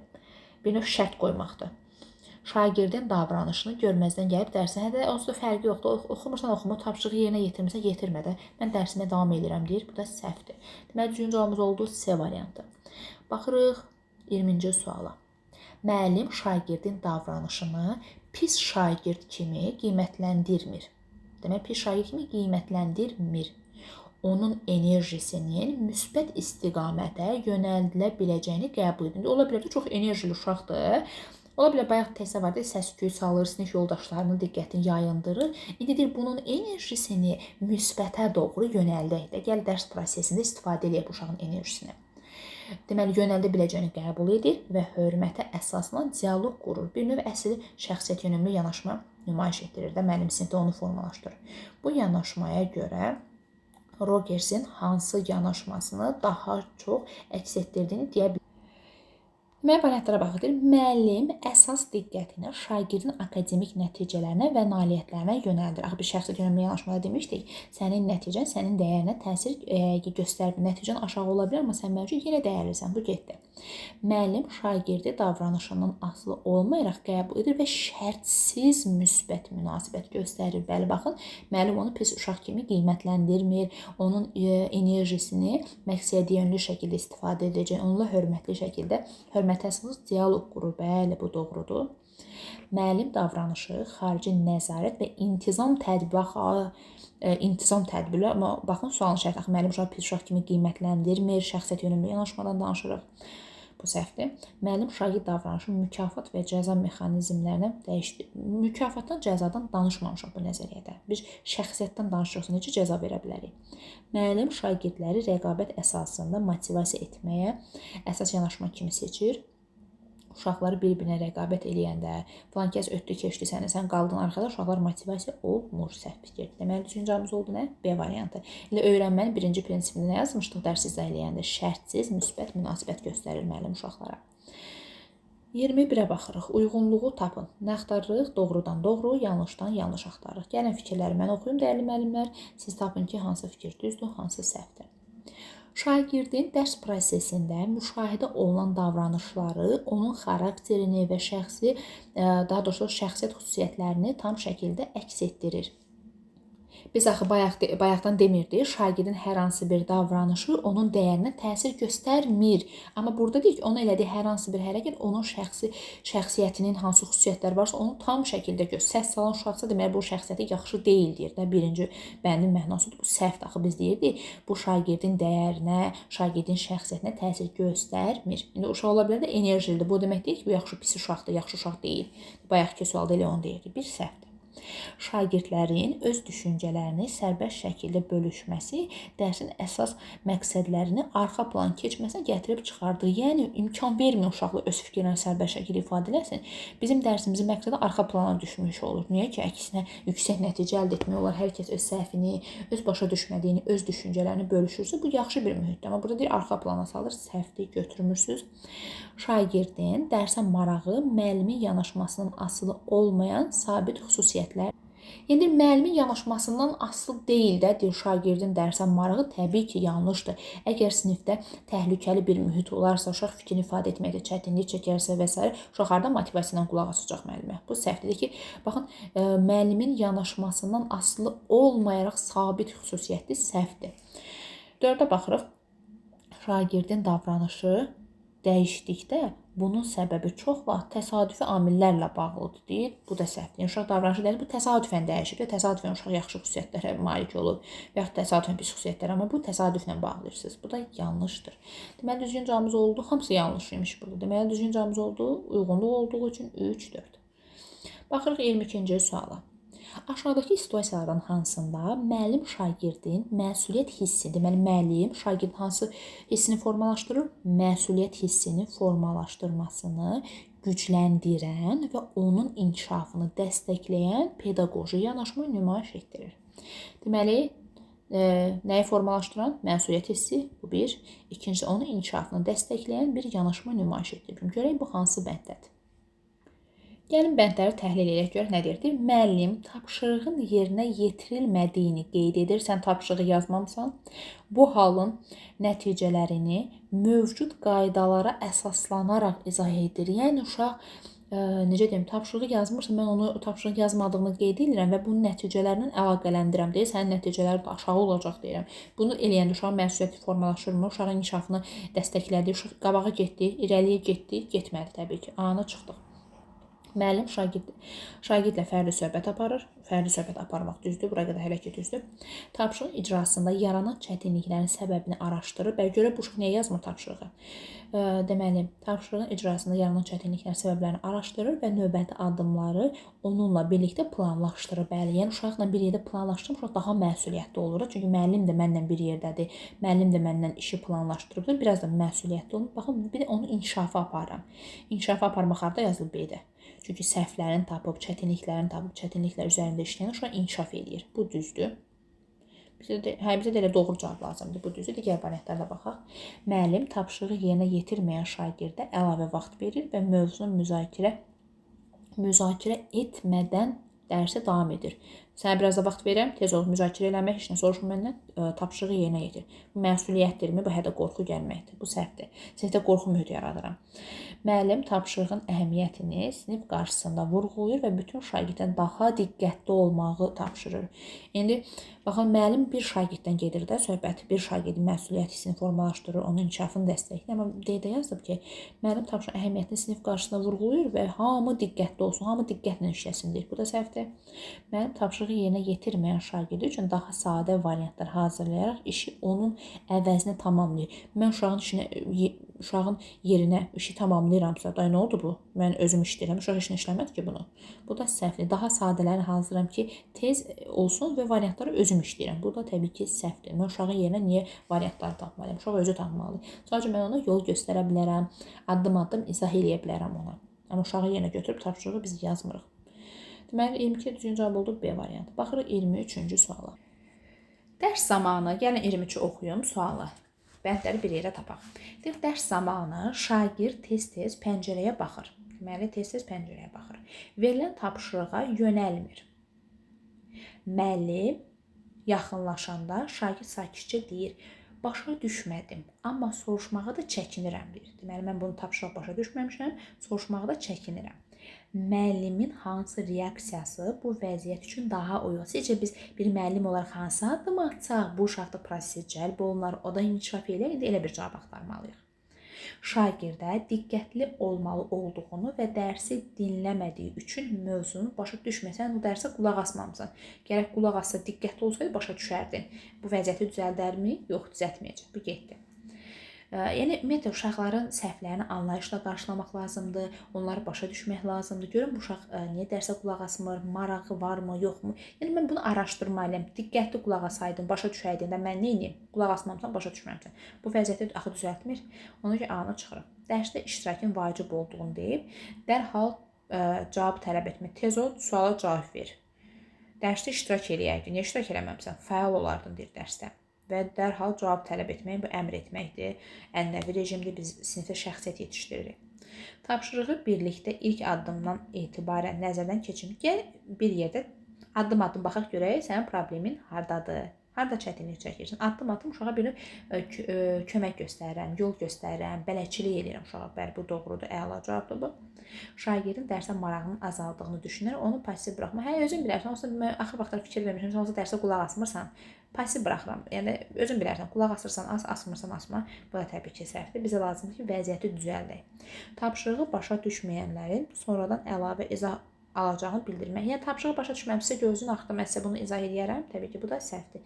Yəni vəziyyətdə bu vəziyyəti yerindəcə həll edirəm. Bir yerdə addım-addım baxırıq və nəzərdən keçiririk və müəyyən təklif edirəm də uşağa. Gəl belə eləyək, gəl bir yerdə işləyək. Mən də sənə kömək eləyim, dəstək göstərim. Bəli, bu daha uşaq özünü inamla hiss eləyəcək. Baxırıq 24-cü suala. Müəllimin səs-küy zamanı öz hisslərini açıq ifadə etməsi sinif mühitinə təsir göstərir. Verilənlərdən hansı müəllimin reaksiyasının səmimiyyət və etimada əsaslandığını göstərir? Baxın, dəyərli müdavimlər. Birinci cümlədə nə yazıb? Müəllimin səs-küy zamanı öz hisslərini gizlətmirəm də. Yəni, bu səs-küy var, sinifdə öz hisslərimi açıq şəkildə sinifə ifadə edirəm ki, yəni bu səs-küydən mən məmnun oldum, yoxsa məmnun olmadım. Öz hisslərimi açıq şəkildə, biz dərs izahında deyirik, dürüstlük, konqrentlik, yəni dürüst şəkildə ifadə elədim. Deyir, bunlardan hansı biri müəllimin reaksiyasının səmimiyyət və etimada əsaslandığını göstərir? Gəlin, baxaq görək, hansı variant səmimi və etimada əsaslandır. A-ya baxırıq. Şagirdlər müəllimin əhvalını təxmin etməyə çalışır. Təxmin etməyə deyəndə niyə müəllim öz hisslərini açıq şəkildə ifadə edir? Niyə təxmin edir ki? Daha müəllim öz hissini açıq şəkildə ifadə edirsə, təxmin etməyə ehtiyac qalmadı. A-nı çıxdıq. Şagirdlər müəllimin narazılığını hiss edir, lakin bunun səbəbini anlamır. Axı niyə müəllim səs-küy olanda öz hissini açıq şəkildə ifadə edir və sinif mühitinə təsir edir? Uşaqlar başa düşür ki, demək biz səs salırıq deyə müəllim narazılıq edir. Yəni səbəbi açıq-aydın yazıb da səs-küyün olduğu üçün. Daha sonra şagirdlər müəllimin hisslərini açıq şəkildə ifadə etdiyini anlayır, sinifdə qarşılıqlı hörmət artır və ünsiyyət daha rahat olur. Bəli, çünki şərtdə yazılıbdır, müəllim hissəni açıq şəkildə ifadə edir. Biz niyə təxmin edirik ki, müəllim açıq şəkildə özü ifadə edib hisslərini? Deməli, düzgün cavabımız elə C variantıdır. Şagirdlər səs-küyü azaldır, lakin yalnız nəzarət olduğu müddətdə qaydalara əməl edilir. Çünki müəllim burada qışqırmaq, hədə qorxu gəlmək, nizama əməl eləyin, əməl eləməsə sizinə gözü belə bir şey demək daxil şərtdə. Bu da səhvdir. Şagirdlər müəllimin reaksiyasına uyğun davranırlar, lakin təşəbbüs göstərməkdən çəkinirlər, səhvdir bu da. Yəni əksinə uşaqlar burada təşəbbüs göstərirlər. Müəllim öz hisslərini açıq şəkildə ifadə elədi, biz də başlayırıq sakit oturmağa, hörmət eləməyə bir-birimizə. Deməli, düzgün cavabımız oldu C variantı. 25-ə baxırıq. Hansı situasiya müəllimin şagirdin güclü tərəflərini əsas götürərək, deməli, aşağısına xətt çəkək, görək nə soruşurlar. Şagirdin güclü tərəflərini əsas götürərək, onun inkişafını sistemli və davamlı şəkildə dəstəklədiyini deyə bilərik, deyir. Deməli, hansı variantda deyir, müəllim şagirdin güclü tərəflərini əsas götürüb, onun inkişafını sistemli və davamlı şəkildə dəstəkləyib. İndi düşək variantlara baxaq. Deməli, bizə nə lazımdır? İnkişafını sistemli şəkildə və davamlı şəkildə dəstəkləyək. İndi başlayaq A-dan oxumağa. Müəllim şagirdin əvvəlki uğurlarını qeyd edir, əladır, düzdür. Və motivasiya məqsədi ilə bu uğurlara istinad edərək yeni tapşırıqlar təqdim edir. Axı bizə sualın şərtində yazılıb ki, inkişafını sistemli və davamlı şəkildə dəstəkləyən, inkişafı dəstəkləyən bir şey olmalıdır. Burada müəllim sadəcə uşağın uğurunu vurğuladı. Motivasiya məqsədi ilə bu uğurlara istinad edən, yəni sırf uşağın əldə etdiyi nəticələr hansılardır? Tutaq ki, hansı mövzuda nəticə əldə edib. Həmin mövzuya uyğun olaraq yeni tapşırıqlar uşağa təqdim edirəm. Təzən həmin mövzuyla bağlı, uğurla bağlı, baxın, bu uğurlara istinad edərək yeni tapşırıqlar təqdim edir. Yəni, təzə tapşırıq hazırladım, verdim uşağa. Bu deyil. Bizə lazımdır ki, inkişafı uşağın səhvini tapaq, səhvin üzərində işləyək ki, növbəti dəfədə həmin səhvlər aradan qaldırsın, öz üzərində işləsin və inkişaf eləsin. Daha sonra B variantına bax. Müəllim şagirdin əvvəlki nailiyyətlərinə əsaslanır, əla. Əvvəlki nailiyyətlərin vurğulanması çox yaxşıdır. Mövcud çətinliyi, baxın, mövcud çətinliyin həmin bacarıqlarla necə əlaqələndirə biləcəyini onunla birlikdə təhlil edib növbəti addımları planlaşdırmaqdır. Bəli, biz növbəti addımı planlaşdırırıqsa, səhvimizi tapıb üzərimizdə işləyib plan qururuqsa, deməli inkişaf edirik. Hətta inkişaf yönümlü prinsipində də deyirdik ki, səhvlər təhlil edib, üzərimizdə işləyirik ki, növbəti addımları planlayırıq. Bəli, bu doğrudur. Düzgün cavabımız elə B variantıdır. Baxın, müəllim edib işini sistemli şəkildə, baxın, sistemə baxın, nailiyyətlərinə əsaslanır, mövcud çətinliyi sistemi. Mövcud çətinliyi həmin bacarıqları əlaqələndirir və onunla birlikdə təhlil edib növbəti addımları müəyyənləşdirir. Deməli, düzgün cavabımız oldu B variantı. Daha sonra C variantına baxın, müəllim şagirdin güclü olduğu sahəni nəzərə alır. Şagird bu sahədə güclüdür. Humanitar texniki sahədə, məsəl üçün, nümunə üçün deyirəm, nəzərə alırıq, ona oxşar daha sadə tapşırıqlar. Uşaq nə oldu? Bildiyini təzim uşağa verir. Uşaq yerində sayır, yerində addımlayır. Ona oxşar sadə tapşırıqları verir ki, özünə inamı artsın. Bu uşağı aldatmaq deməkdir. Bu da səhvdir. Müəllim şagirdin çətinlik yaşadığını qəbul edir və yükü azaltmaq məqsədilə tapşırığın tələbini sadələşdirir. Qoy biraz azaldım, qoy sadələşdirim, uşaq yaza bilsin. Bu da səhvdir. Uşaq inkişaf eləməyəcək axı. Bizə lazımdır irəliləmək, qabağa getmək, inkişaf eləmək lazımdır. Müəllim şagirdin potensialının yüksək olduğunu vurğulayır. Zamanla bu çətinliyi aradan, olsa sənin potensialın var, narahat olma, zamanla aradan qaldıracaqsan deyir. Bu ümid edirik ki, qaldıracaqsan bir aradan. Bu da yanlışdır. Düzgün cavabımız oldu B variantı. Baxırıq 26-cı suala. 26-cı sualda nə yazıb? Uyğunsuzluğu tapın. Yəni, doğru sütundan səhv axtaracaq, səhv sütundan düz axtaracaq. Deməli, mən fikirləri oxuyuram. Dəyərli müdavimlər, siz deyirsiniz ki, düzdür, yoxsa səhvdir. Sonra variantı taparıq uyğunsuzluq olduğu üçün. Şagirdin davranışında müşahidə olunan çətinlik bəzən onun özünü qoruma cəhdi kimi ortaya çıxa bilər. Biz şu an davranışında hər hansı bir çətinlik yaşayırıq və deyir, bu özünü qorumaqla bağlı ola bilərmi? Bəli. Uşaq, məsəl üçün, necə deyim, suala cavab verə bilmir. Bu da özünü qorumaq üçün deyir ki, mən birdən səhv cavab verirəm, birdən mənə gülərlər və s. Özünü qorumaq üçün, pis vəziyyətə düşməmək üçün, yəni bu davranışı sərgiləyir, deyir. Yəni bununla bağlı ola bilər, deyir. Bəli, bu doğrudur. 2-yə baxırıq. Müəllim şagirdin güclü tərəflərini gördükdə bu şagirdin özünü daha real qiymətləndirməsinə imkan yarada bilər. Deməli, baxın, müəllim şagirdin güclü tərəflərini gördükdə bu şagirdin özünü daha real qiymətləndirməsinə imkan yaradacaq. Uşağın müsbət tərəflərini görmək daha yaxşıdır. Uşaq özünə daha inamlı olmuş olacaq. Bu da doğrudur. 3-ə baxırıq. Müəllimin dinləməsi bəzən izahdan daha güclü təsir yarada bilər. Müəllimin dinləməsi izahdan daha güclü təsir edir. Bəli, yəni uşaqlar hiss edir ki, müəllim bizi dinləyir, müəllim bizə qulaq asır. Bu doğru fikirdir. Uşaq görür ki, müəllim məni dinləyir, müəllim mənə qulaq asır və s. Bu müsbətdir də təbii ki, niyə məhv olsun ki? Şagirdin öz hisslərini adlandıra bilməsi onun davranışını daha yaxşı idarə etməsi ki, yəni uşaq öz hissini bilirsə, hissini biləndən sonra hissi də idarə etmək rahat olur da. Hissi bilməsə, idarə etmək çətin olur. Öz hisslərini adlandıra bilir ki, bu dəqiqə hiss keçirdi və həmin hissi düzgün şəkildə idarə edə bilərik. Bu da doğrudur. Deməli, burada yazan bütün fikirlər doğru olduğu üçün uyğunsuzluq dediyi üçün avtomatik 3-4 götürəcəyik. Baxırıq 27-ci suala. Şagird sinifdə qəbul olunmuş qaydalara zidd davranış göstərir. Deməli, şagird zidd davranış göstərir. Müəllim müdaxilə edərkən məqsədi davranışı tənzimləmək, eyni zamanda şagirdin şəxsiyyətinə yönəlmiş dəyərləndirmədən qaçmaqdır. Yəni, şagirdin qaydalara əməl etməməsi, zidd davranış göstərməsi müəllim müdaxilə eləyir, amma bu vəziyyəti düzgün şəkildə tənzimləyir. Daha sonra deyir, baxın, şagirdin şəxsiyyətinə yönəlmiş dəyərləndirmədən qaçmaqdır. Yəni ki, sən qaydaları pozursansa, yaxşı uşaq deyilsən, bu fikirdən qaçmaq istəyir müəllim. Yəni, belə demək istəmir, deyir müəllim. Aşağıdakı hallardan hansında bu yanaşma daha dəqiq qorunur? Bəli, daha dəqiq qorunur. İndi gəlin variantlara baxaq. Müəllim şagirdə bu cür davranışı onun məsuliyyətsiz, sən çox məsuliyyətsiz uşaqsan deyir. Axı, burada şərtdə yazılır, baxın, şəxsiyyətinə yönəlmiş dəyərlənmə qaçmaqdır. Müəllim belə bir şey eləmir, qaçmağa çalışır ki, yəni sən qaydalara zidd hərəkət edirsənsə, deməli məsuliyyətsiz uşaqsan, heç yaxşı uşaq deyilsən. Müəllim ona axır qaçır, müəllim ona yol vermir. A səhvdir. Müəllim şagirdin davranışının səbəbini soruşur, uyğun davranışı şagirdlə birlikdə müəyyənləşdirir. Bəli, şagirdin səbəbini soruşar, niyə belə edirsən? Uyğun davranışı şagirdlə birlikdə müəyyənləşdirməyə çalışırıq. Bu düzgün cavab.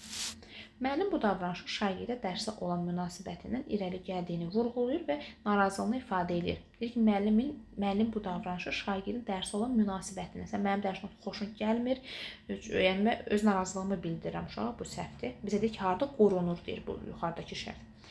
Müəllim davranışı sinif qarşısında şərh edir və şagirdin özünü idarə etmə. Bütün sinifin qarşısında uşağın davranışını elan edirəm. Hamı bildi ki, kim qaydanı pozur və s. Bu da səhvdir.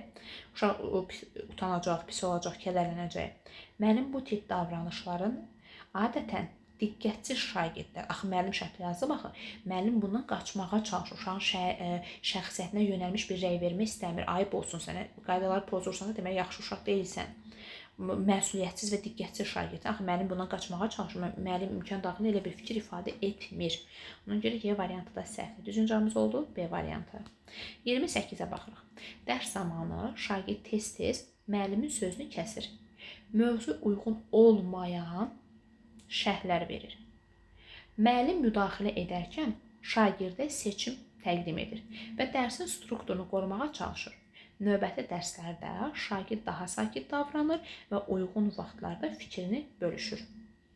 İndi qara yazılmış hissəni oxuyuruq. Müəllimin bu yanaşmasının şagird davranışı üzərində yaratdığı əsas pedaqoji nəticə hansı ola bilər, deyir. Baxın, sualın əvvəlini bir də təhlil edə bilərik. Deyir ki, şagirdlərdən bir müəllimin sözünü tez-tez kəsir və mövzuya aid olmayan suallar, şərhlər verir. Müəllim müdaxilə edərək şagirdə seçim təqdim edir. Və baxın, yəni mən demirəm, buna əməl elə, buna əməl elə, şagirdə seçim verirəm və dərsin strukturunu qorumağa, yəni dərsin gedişini pozmamağa çalışıram. Baxın, növbəti dərslərdə şagird daha sakit davranır, daha uyğun və uyğun vaxtlarda fikrini bölüşür. Deməli, uşaq sakit uşaq olur, fikirlərini uyğun şəkildə bölüşür. İndi variantlara baxaq. Əsas addım hansıdır? Hansı yanaşmaya uyğundur? Şagirdin dərs prosesinin iştirakı, motivasiyasının azalması. Elə bir şey müşahidə olunur, əksinə uşaq daha sakit davranır, uyğun vaxtlarda fikrini bölüşür. Bu səhvdir. Şagirdin davranışı yalnız müəllimin nəzarəti altında dəyişir. Yox, axı müəllim uşağa seçim imkanı verdi. Baxın, seçim təqdim elədi. Mən demədim, mənim dediyimə əməl eləməlisən. Mən seçim verdim uşağa. Bu da səhvdir. Şagirdin öz davranışını tənzimləmə bacarığının tədricən formalaşması. Bəli, formalaşdımı? Formalaşdı. Baxın, növbəti dərslərdə şagird, baxın, burada yazılan fikri oxuyuram, daha sakit davranır, uyğun vaxtlarda fikrin bölüşür. Mən ona şərait yaratdım ki, yuxarıda seçim verdim. Uşaq artıq öz-özünü eləyir, tənzimləyir, öz-özünü artıq idarə edir. Bu düzdür. Digər şagirdlər də müəllimin zəif nəzarətçi olduğunu fikrinin yaranması. Elə bir fikir yaranmayıb. Əksinə görə uşaq deyir ki, deməli müəllim o uşaqda öz fikrini bildirdi, seçim imkanı verdi. Həmin şagird də növbəti dərsdə düzəlib əksinə. Şagirdin diqqətini cəlb etmə davranışının daha gizli formada davam etməsi. Şagirdin diqqət cəlb etmə davranışının gizli formada davam etməsi. Yəni bu dərsə cəlb olunur, onu gizli formada davam elətdirilir. Bu da səhvdir. Bizə lazımdır ki, vəziyyəti düzəldək. Düzgün cavab oldu C variantı. Baxırıq 29-a. Şagird dərs zamanı təqdimat edərkən mövzuya dair məlumatları yanlış şərh edir. Deməli, buna şəxsən xətt çəkək. Yanlış şərh edir və bu şərh onu səhv nəticəyə gətirib çıxardır. Deməli, səhv fikir bildirir və səhv nəticəyə gəlib çıxır. Bu vəziyyətdə müəllimin hansı addımı səhvin öyrənmə prosesinin gücləndirməsinə daha çox şərait yaradacaq. Baxın, mən uşağa burada demirəm ki, ayıb olsun, səhv cavab verdi və səhv nəticə gəldin demirəm. İndi gəlin bu uşağın bu vəziyyətini elə yönləndirək ki, bu səhvin öyrənmə prosesinin güclənməsinə daha çox şərait yaradacaq. İndi gəlin variantlara baxaq. Müəllim təqdimatı dayandırır. Səhvi düzəldir və düzgün məlumatı özü izah edir. Saxla deyirəm, dayan. Səhv nə danışıbsa mən onu düzəldirəm, belə davam edirəm. Bu səhvdir. Biz axı demirdik, səhvi şərait yaratmalıyıq. Uşağa istiqamət verib yönləndir, uşağın özünü düzəltməsinə şərait yaradıram. Səhvlərə öyrənmə imkanı kimi baxırıq, amma A-da öyrənmə imkanı yoxdur. A səhvdir. B-yə baxırıq. Müəllim səhvin qeyd olunmasının kifayət etdiyini bildirir və təqdimata davam etməsini xahiş edir. Yəni, səhv də olsa davam elə deyir. Narahat olmayın, səhv danışır, səhv nəticə gəlmişsə davam elə deyir. Bu da səhvdir, təbii ki. Biz heç nə öyrənmədim, axı, elə səhv yadımda qalacaq. Müəllim şagirdlərin verdiyi nəticəyə necə gəldiyini əsaslandırmasını istəyir. Bura qədər düzdür. İstifadə etdiyi mənbə və yanaşmanın digər mümkün izahlarla müqayisə etməyə yönəldir. Baxın, başqa hansı versiyada izah eləyə bilərsən, başqa nə ilə müqayisə eləyə bilərsən, yönləndirirəm. Daha uşağın yerinə götürüb özüm cavab vermirəm, bu düzdür. Müəllim səhvin bu mərhələdə ciddi olmadığını bildirir və narahat olmaya ciddi bir şey deyil, ciddi olmadığını bildirir və mövzunu yekununa keçirir. Eyb yox, narahat olma, yekunu axıra keçirir, yekunlaşdır deyir. Bu da səhvdir, uşaq səhv yadında saxlayacaq. Müəllim səhvin təqdimat stresindən qaynaqlandığını qeyd edir, şagirdi sakitdir. Ya narahat olma, sən stresslisən, həyəcanlısan, bəlkə uşaq həyəcanlı deyil, müəllim deyir, həyəcanlısan, sakitləş, narahat olma, eyb yox deyir. Bu da səhvdir. Deməli, bizə nə lazım? Bizə vəziyyəti düzəltmək lazımdır. Vəziyyəti düzəldən variant hansı oldu? C variantı. Deməli, müəllim nə edir? Şagirdin səhvini öyrənmə kimi baxdı. Ondan öyrənməsinə istifadə etdi. Əsaslandırdı, istifadə etdi mənbə və yanaşmanın digər mümkün izahlarla müqayisə etməyə yönəldirəm. Yönəldirəm ki, uşaq səhvini tapıb düzəltsin. 30-cu suala baxırıq. Müəllim, daha doğrusu 30-cu sual, şagird müəllimin verdiyi suallara səhv cavab verir. Deməli, uşaq suallara səhv cavab verir. Məyus olur və susur. Dərs boyu öyrənmə prosesində daha iştirak etmir. Çünki səhv cavab verib da iştirak etmək istəmir. Bu halda müəllim necə reaksiya verməlidir? Hansı reaksiya versəm sizcə o uşağı təzədən prosesə cəlb edərəm? İndi elə bir variant axtarmalısınız. Şagirdin səhvini dərhal düzəldərək doğru cavabı izah etməli və ona diqqətli olmasını, diqqətli ol, səhvi dərhal müəllim uşağın səhvini dərhal özü düzəldir və deyir ki, diqqətli ol, bu səhvdir. Bu vəziyyəti düzəltməyəcək.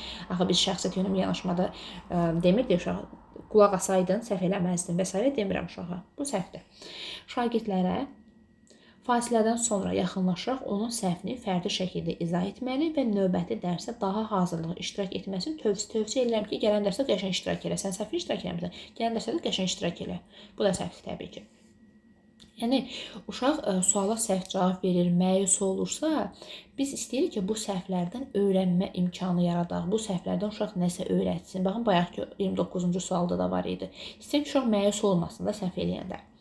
C-yə baxırıq. Şagirdin emosional vəziyyətini nəzərə alaraq, emosional məyus olmaqda, uşaq məyus olur, emosional vəziyyətdən pis olur, kədərlənir. Bu vəziyyəti nəzərə alaraq ona dəstəkləyici ifadələrlə təşviq etməli. Yenidən iştirakı üçün təhlükəsiz mühit yaradılmalıdır. Bəli, yəni uşağın necə deyim, ürək dirək verirəm ki, uşaq yenidən iştirak etsin. Mən ona təşviq eləyirəm. Yəni şərait yaradıram, sövq eləyirəm ora yenidən iştirakı üçün bir mühit, təhlükəsiz mühit yaradım. Narahat olma, öz fikirlərini bildir, narahat olma. Təhlükəsiz mühit yaradım, uşaq səhv edir, yenə məyus olmasın. Düzgün cavab elə budur. Baxın, B-ni niyə götürmədik? Çünki deyir ki, şagirdə fasilədən sonra yaxınlaşaraq səhvin fərdi şəkildə izah etməli, növbəti dərsdə daha hazırla iştirak etməsini tövsiyə etməlidir. Yəni tövsiyə edirəm ki, məsləhətim olar ki, yəni dərsdə aktiv iştirak elə. Axı uşaq yenə sualın cavabını bilməsə, yenə məyus olacaq. Deməli, biz elə bir problemi kökündən həll etməliyik. Ona görə C-ni götürdük. D variantına baxaq. Şagirdin susmasını hörmətlə qarşılamalıdır, onu məcbur etməməli və dərsi davam etməli. Yəni sən suala cavab verə bilmirsənsə, sual cavabda iştirak eləmirsənsə, deyib yoxdur, hörmət eləyirəm, sakit dur. Bu səhvdir, təbii ki, yanlışdır. Uşaq axı prosesdə iştirak eləmədi, o da öyrənməlidir. Şagirdin səhvə reaksiyasını sinif üçün nümunə kimi göstərir. Uşaqlar filan uşaq suala səhv cavab verdi. Səhvlərin normal olduğunu ümumi şəkildə izah etməli. Bu da səhvdir. Yəni uşağı sinifə nümunə gətirmək bu da doğru deyil. Bu da yanlışdır. Deməli, düzgün cavabımız oldu C variantı. 31-ə baxırıq. Dərs zamanı şagird tez-tez mövzudan kənar fikirlər səsləndirir. Bununla müəllimin izahı bölünür. Müəllim şagirdin fəallıq və diqqət ehtiyacı nümayiş etdirdiyini müşahidə edir. Yəni, diqqəti özünə çəkmək istəyir də bu uşaq. O şagirdə belə edir. İndi mövzunu bitirək, sonra fikrini bölüşərsən. Yoxsa qeydlərini yazıb sonda paylaşmaq istərdindir. Müəllimin yanaşması haqqında hansı fikri söyləmək olardır? Yenə variantlara baxaq. Deməli, sualın şərtində müəllim şagirdə seçim imkanı verirmi? Seçim imkanı birinci verməyinə verir. Baxın, indi mövzunu bitirək, sonra fikirlərini bölüşərsən. Yoxsa qeydlərini yazıb sonda paylaşmaq istəyirsən, seçim imkanı vermişəm. Bir də uşağın belə aktiv olmasını, tez-tez kənar fikirləri səsləndirir, müəllimin izahını saxlayır. Bir aktiv uşaq olduğunu yenə anlayışla qarşılamışam da, hörmətlə qarşılayıram. Bayaqdan dəfələrlə deyirdik axı, uşaq enerji olanda müəllim onu hörmətlə qarşılamalıdır. Onu elə bir dərsimizdə məqsədyönlü şəkildə istifadə etməliyik. İndi variantlara baxaq. Deyir, davranışı nəzarət altına almaq üçün şagirdə alternativ tapşırıqları verək, diqqəti yayındırma strategiya. Uşağın diqqətini yayındıram ki, dərsdən. Bu səhvdir. Daha sonra belə yazılır. Şagirdə davranışının yol verilməzliyini dolayı yolla çatdıraraq intizam çərçivəsində gücləndirmə yanaşması.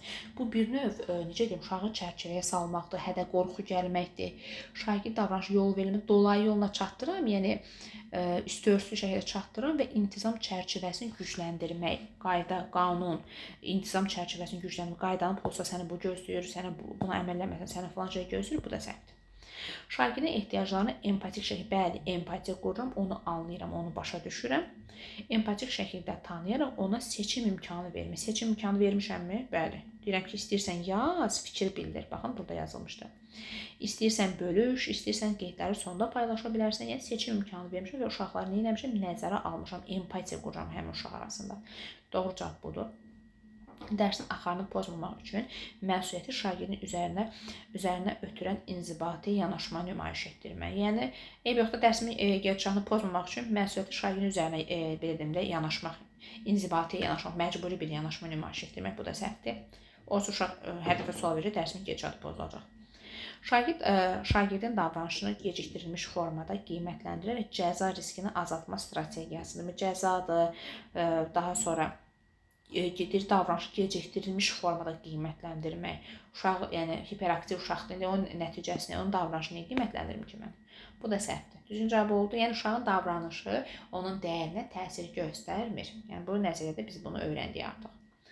32-yə baxırıq. Dərs prosesində şagird mütəmadi olaraq dərsin axarını pozur. Müəllim empatik mövqe nümayiş etdirir. Baxın, bayaqki kimi. Demək, uşaq dərsin gedişatını pozur. Enerjili uşaqda yəqin ki. Müəllim empatik mövqe tutur, yəni empatiya qurur, başa düşür o uşağı. Şagirdə fikrini ifadə etmək üçün zaman verir və üsullar təqdim edir. Bu yanaşma sistemli şəkildə davam etdirilir.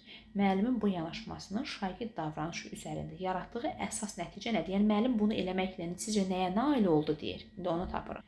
Deməli, nə axtarmalıyıq? Müsbət bir fikir axtarmalıyıq da. Şagirdin müəllim qarşısında məsuliyyət hissi zəifləyir və davranış sərhədləri deyir, qeydi müəyyənləşdirilir. Niyə davranış sərhədləri qeyri-müəyyənləşir ki burada? Bir dedik, uşağın məsuliyyəti də zəifləyir. Niyə ki, mən onu anlayıram, onu başa düşürəm, ona vaxt verirəm, üsullar verirəm ki, üzərində işləsin. Niyə məsuliyyət azalır ki? Bu səhvdir. Sinifdə davranış qaydalarının icrası formal xarakter alır və normativ təsiri azalır. Bu da səhvdir. Mən uşağa anlayış göstərəndə burada niyə nizam-intizam qaydaları işə düşür və yaxud da normativlər niyə təsiri azalsın ki burada? Bu da səhvdir. Şagird-müəllim münasibətlərində qarşılıqlı etimad, inam möhkəmlənir. Bəli, mən uşağa axı empatiya qurmuşdum.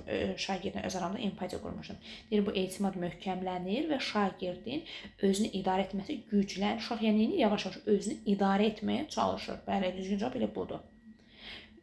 Öz fikirlərini ifadə etməyə vaxt verirəm, üsullar verirəm. Uşaq yavaş-yavaş özünü idarə edir. Görürsünüz, müəllim necə müsbət nəticə əldə edir. Digər şagirdlər müəllimin cəzasız yanaşmasının sınaqdan keçirməyə meyllənir. Yəni uşaqlar görür ki, müəllim bu uşağa cəza vermədi, qoy bizdən olsa dərsin keçirilən müəllim olsa cəza vermiş ki, deyir. Bu nəyə müsbət oldu ki? Davranış yalnız konkret dərs müddətində müvəqqəti olaraq zəifləyir və davamlı dəyişiklik baş vermir, səhvdir. Deyir ki, sistemli şəkildə davam etdirilir. Demək, sistemli olan bir şey də işə yarayır. Düzgün cavab oldu C variantı. 33-ə baxırıq. Şagird dərs zamanı mövzunu anlamır. Dərsdən sonra müəllimə yaxınlaşıb deyir: "Müəllim, mən nə qədər çalışsam da mövzunu anlamadım. Nə edəcəyimi bilmirəm. Getdikcə daha çox ruhdan düşürəm." Müəllim bu vəziyyətdə hansı addımı atsa daha məqsədə uyğun hesab olunur. Sizcə hansı vəziyyəti, hansı addımı atım ki, bu uşaq da dərsə həvəsli olsun, motivasiyalı olsun, dərsə maraq göstərsin? İndi gəlin variantlara baxaq. Şagirddə daha çox çalışmalı olduğunu, bu mövzu səbir tələb etdiyini, bu vəziyyətin zamanla narahat olmayı, zamanla düzələcək, bu mövzu çətindir, sən də çalış üzərində çox işlə, bu səndə alınacaq deyirəm. Bu deyil. Deyir ki, daha məqsədə uyğun. Gəlin elə addım ataq ki, vəziyyəti düzəldər, uşaq bir motivasiya alsın. Ona bu mövzunun zəif olduğunu, bu mövzuda, yəni sən bu mövzuda zəifsən, zəif olduğunu qəbul etdirməyi, əsas diqqəti və enerjini digər, eybi yoxdur, sən olsa bu mövzuda zəifsən, əsas diqqəti və enerji o bir mövzulara ver. Bu vəziyyətin çıxış yoludur, sizcə vəziyyəti kökündən həll elədim, yox. Uşağa deyirəm ki, sən zəifsən bu mövzunun üstə. Çətinlik səbəblərini müəyyənləşdirmək. Bəli, uşaq yəni mövzunu anlamır, demək çətinlik çəkir də. Burası hələ ki düzdür. Çətinlik səbəblərini müəyyənləşdirmək üçün şagirdlə dialoq quraraq mövzunun hansı mərhələlərində anlaşılmazlığın yarandığını birlikdə aydınlaşdırmaq. Baxın, belə bir yerdə həll ediriksə, deməli vəziyyəti düzəldirik, uşaq ruhdan düşmür, əksinə biraz da motivasiya alır. Düzgün cavab elə budur. Digər variantlara da baxa bilərik. Şagirdə əvvəlki mövzuları daha yaxşı öyrənmədiyini xatırladıb problemin səbəbini həmin tapşırıqla. Yəni sən əvvəlki dərsdə oxumamısan ki, bugünkü tapşırığı yerinə yetirə bilmirsən. Bu ürəkdən kim motivasiya alır ki? Narahat olmamasının növbəti mövzudan daha narahat olub bu mövzu çətindir, bundan sonrakılar asandır. Əla olacaq deyir bundan sonrakı. Elə bu mövzu bəs mən niyə öyrənməyim ki? Bu da səhvdir. Deməli düzgüncə biz uşağın inkişafını istəyiriksə çətinlikləri müəyyənləşdirməli, üzərimizə işləməliyik ki, çətinlikləri aradan qaldıraq. 34-cü suala baxırıq. Dərs zamanı müəllim açıq sual verir. Şagirdlər cavab verməkdə tərəddüd etdiyini müşahidə edir. Açıq sual verirəm, yəni ki, hər kəsin özünə məxsus bir cavabı var və uşaqlar tərəddüd etdiyini müşahidə edirəm ki, uşaqlar tərəddüd edirlər. Müəllim vəziyyətə reaksiya göstərir və dərsi davam etdirir.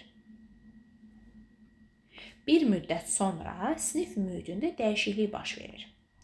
Aşağıdakı münasibətlərdən hansı müəllimin davranışının sinifdə psixoloji təhlükəsizlik və qarşılıqlı etimad yaratdığını göstərir. Yəni təhlükəsiz bir mühit var, eyni zamanda etimad var, inam var sinifdə. Yəni elə bir variant axtaraq. Şagirdlər fikirlərini bölüşərkən cavablarının düzgünlüyünə əvvəlki qədər fokuslanmır və müxtəlif yanaşmaların qəbul olunduğunu hiss edir. Yəni uşaq demir, ay Allah görəm bu cavab düzdür, səhvdir demir. Yəni fikirlərin bölüşərək cavabların düzgünlüyünə əvvəlki kimi fokuslanmır. Eybi yoxdur, səhv olsa müəllim bizi anlayışla qarşılayacaq. Çünki sinifdə təhlükəsiz mühit aşılayırıq axı. Səhv olsa müəllim buna qeyri-adi reaksiya verməyəcək. Biz səhvlərimizi səhv eləyə öyrənə bilərik. Bəli, bu doğrudur. Biri götür. Çünki bizə lazımdır təhlükəsiz mühit və etimada əsaslanan bir sinif formalaşdıraq. Daha sonra 2-yə baxaq. Şagirdlər cavab verməzdən əvvəl müəllimin mümkün reaksiyalarını nəzərə alır və buna uyğun müəllim nə deyər? Görək biz bu cavabı versək müəllim orada nə deyər bizə? Müəllim elə bir şey elədimi? Xeyr, müəllim sizə şəxsiyyət yönümlü yanaşma aşılayır. Əgər belə olsa sinifdə axı təhlükəsiz mühit olmayacaq, etimada əsaslanmış sinif olmayacaq. Müəllimin reaksiyasına uyğun biz cavab veririk. Müəllimin xoşuna gəlsə cavab veririk, müəllimin xoşuna gəlməsə cavab vermirik. Bu da səhvdir. Şagirdlər müzakirəyə öz təşəbbüsləri ilə qoşulurlar, fərqli fikirləri normal qarşılayır və səhvi öyrənmək kimi təbii hissəsi kimi qəbul edirlər. Bəli, səhv etmək təbii bir haldır. Bu öyrənmənin əsas komponentlərindən biridir. Səhv eləyəndə öyrənirik. 3-ü də götürürsünüz. Çünki bizə təhlükəsiz bir mühit lazımdır, etimada əsaslanan sinif lazımdır. Şagirdlər dərs prosesində daha sakit və intizamlı davranırlar. İntizamlı qayda-qanuna əməl etmək deməkdir və ümumi nizam güclənir. Qayda qoyuram, şərt qoyuram ki, bunu pozsaz sizə bu cəzanı verəcəm. Bu da səhvdir. Şagirdlər çətin suallara cavab verməkdən çəkinmir, sual vermək, qeyri-müəyyən fikirləri ifadə etmək özlərini rahat hiss edirlər. Yəni sual verəndə çəkinmirik. Nə olar ki, sual veririk də, başa düşmədiyim nəsə varsa sual verə bilərəm. Düzgün cavab oldu 1, 3 və 5. 35-ə baxırıq, sonuncu sualdır. Şəxsiyyət yönümlü yanaşma tətbiq edilən sinifdə müəllim şagirdlərin fərdi xüsusiyyətlərini nəzərə alır. Bəli, düz deyir, nəzərə alır. Onların özünü ifadəsinə, öyrənmə prosesində məsuliyyət daşımasına imkan yaradır.